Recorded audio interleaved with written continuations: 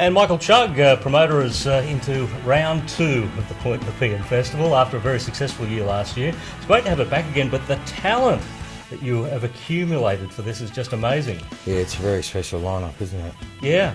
I mean, how far out are you working on putting these acts together? Peter and I went to London in May last year to start putting this one together. Mm-hmm.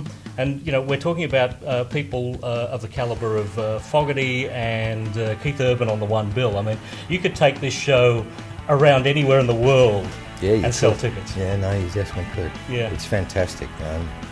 You know, to have Keith come down to play the festivals is fantastic, particularly in the big schedule that he has. And Fogerty's really looking forward to playing the festivals. He had such a great time here a couple of years ago. So yeah, no, it'll be fun. John Fogerty, the Creedence legend. Now, here's a guy who can perform for 2 hours and you know every song. Yeah, it's amazing. Yeah. I like his new record too, and I think he'll play a few tracks off that. But, you know, he stood out of the business for 20 years to come back and be so strong. And, you know, it's amazing. People say, who's John Fogerty? And as soon as you sing a song or mention the name of the band, everybody realises. And, yeah, no, I'm really looking forward to that. Keith Urban. Now, you know, what an amazing performer on an international scale, but I don't think Australia actually gets Keith like the Americans do we?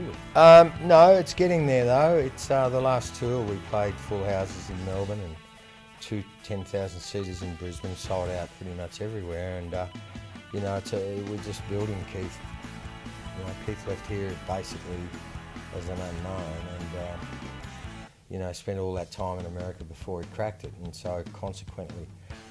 Australia had pretty much forgotten about him, you know, except in the country world. And of course, as you and I both know, the last 4 or 5 years, the crossover of country music, because it's not country music, it's either rock or pop, you know, and with a country feel.